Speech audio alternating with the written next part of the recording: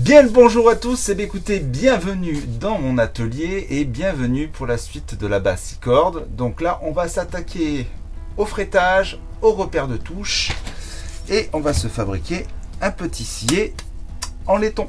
Allez, c'est parti.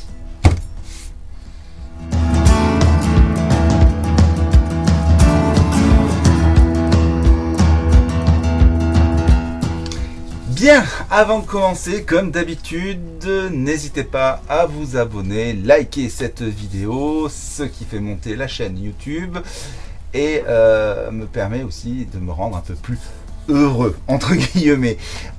Donc là, on va s'attaquer donc au fretage, on va s'attaquer donc au repère de touche. Donc on va s'occuper de fabriquer donc des repères de touche maison avec le laiton autour, donc c'est un petit tube creux et on va incruster de la marrante au milieu et on va faire pareil pour les repères sur le côté de la touche. Ensuite le fameux scié en laiton qu'on va usiner et je pense avec le fretage que ça fera déjà un sacré job. Bref, vous l'avez compris, il y a un petit peu de boulot, donc je vais pas faire trop de blabla, juste vous montrer 2-3 astuces. Quand on a un tube, entre guillemets, et qu'on n'a pas la fraise qui va bien pour faire juste le cercle. Alors ce que j'ai fait, j'en ai déjà fait 4, c'est que je sacrifie évidemment un petit morceau, un tout petit morceau. Je fais mes trous directement avec, je m'en sers en fait de fraise à bouchon, entre guillemets. Comme ça, je suis sûr que ça soit parfaitement au diamètre demandé. Et après, je découpe directement dans la matière avec ma petite scie à chantourner et avec la lame spéciale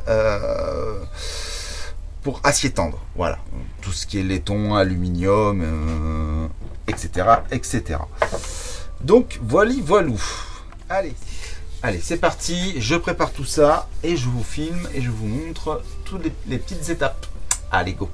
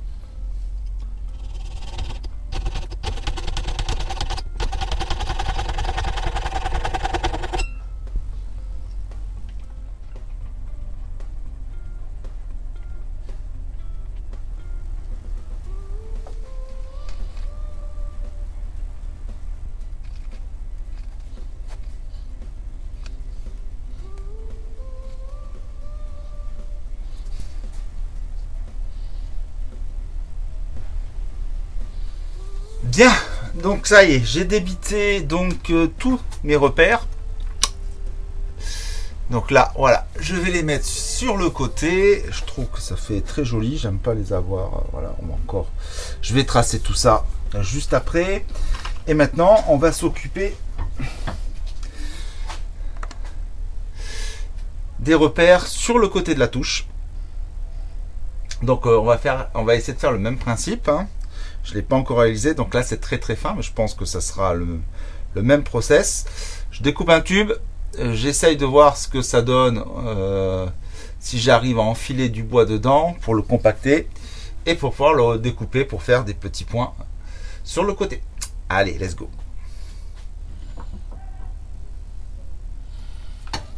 J'ai mal à casser, je crois.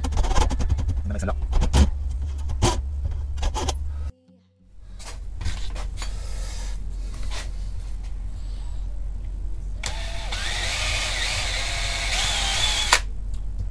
Let's go. C'est impeccable. Donc on y va.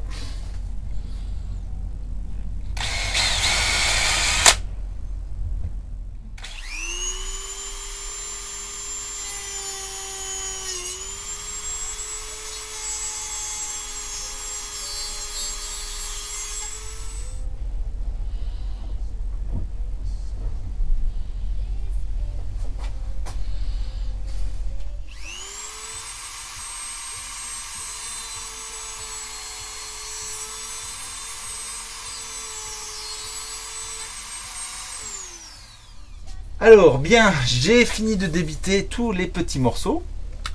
Il y en a un certain nombre. Hein. J'en ai fait 2 ou 3 de plus au cas où si j'en perds une pièce. Donc voilà ce que ça peut donner. Donc à chaque fois, donc on va faire les petits slots qui sont ici remplis avec de l'amarante. Alors, j'avais dit que je voulais avoir à peu près 4 mm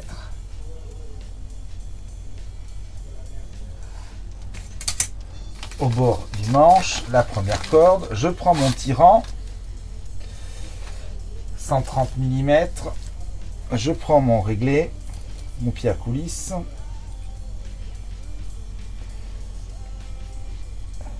ça fait 3,30, je le reporte ici.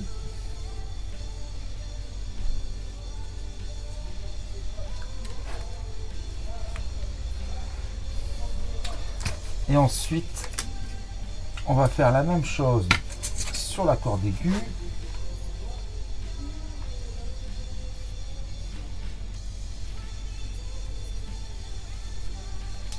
Je prends ma corde, on repositionne 0,84 et j'ai bougé, on reprend 0,83. Je vais l'accrocher ailleurs, ça.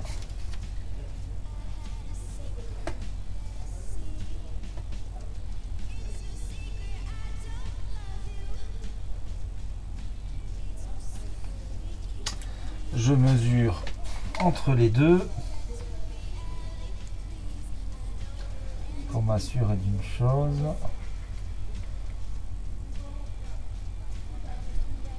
Voilà. On a un petit peu plus de 40 mm.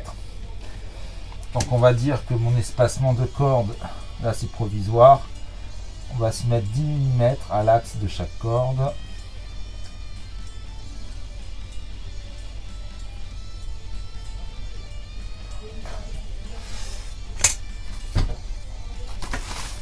Je prends ma deuxième que je mesure, hop, qui mesure 2,50 et je le retire, ouais, 2,53, on bouge pas.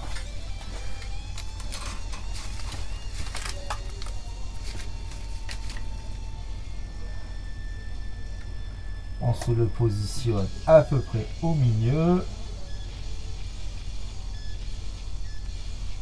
Voilà. Et là, j'ai mon espacement entre les cordes qui est exactement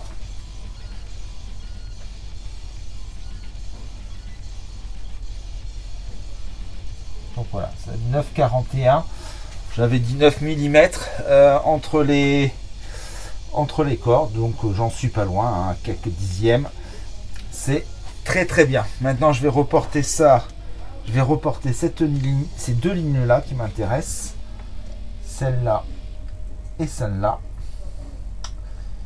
Et on va placer les slots juste au milieu.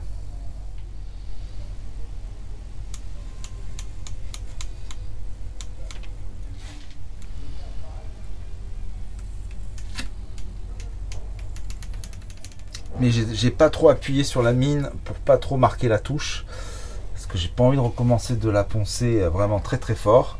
On a fait un petit marquage tout simple. Donc on va se faire juste une croix là où on va mettre les slots. Voilà. Faut pas qu'on se trompe. 34 à l'axe.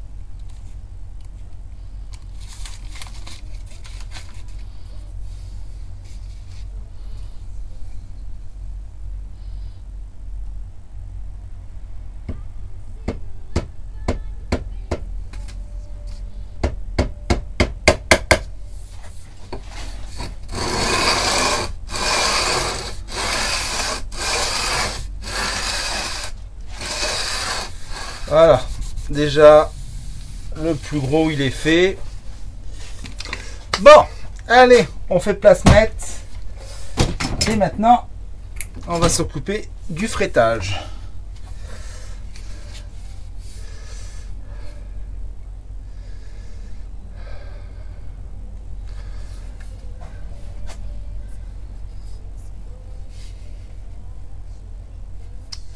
Bien, j'ai fait place nette et j'ai préparé tout ce qu'il me fallait pour poser mes frettes. Je vais pas pouvoir utiliser donc ma frette, genre ma presse, parce que tout simplement j'ai pas de radius compensé pour faire ce genre de frettage. Donc là, je vais être obligé de le faire à la main et au fret rocker pour être sûr que tout soit parfait. Et j'avais oublié le plus important, ma petite cale. Hop, avec les petits trous. Donc, ce que je vais faire, c'est que je vais déjà débiter toutes mes frettes. Et avant de les poser, je vais prendre ma petite lime triangulaire et je vais réouvrir rapidement, un peu légèrement le dessus pour que la frette elle puisse rentrer plus facilement. Et surtout que si un jour je dois défretter, ça soit plus facile. Bref, il n'y a que des avantages et non des inconvénients. Allez, je fais ça déjà en premier.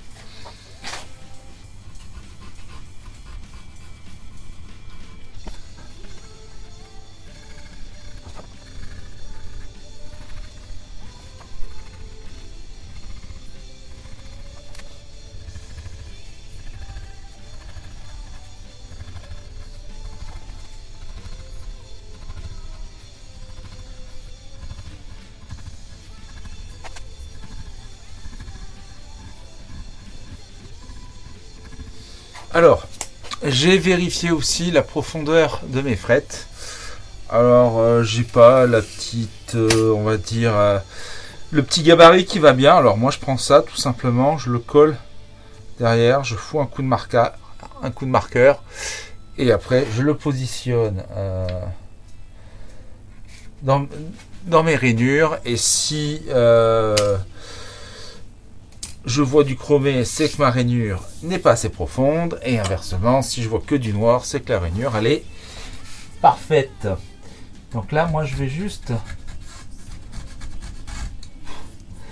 au niveau des... Hop, je vais aller chercher ma scie.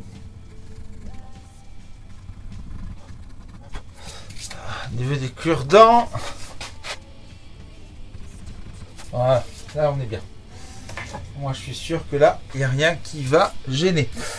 Allez, ben c'est parti. Hop, on y va. Je vous en montre une. Et ensuite, je vous fais grâce de toute la suite. Je vous en montrerai quelques-unes. Et après, on se revoit à la fin.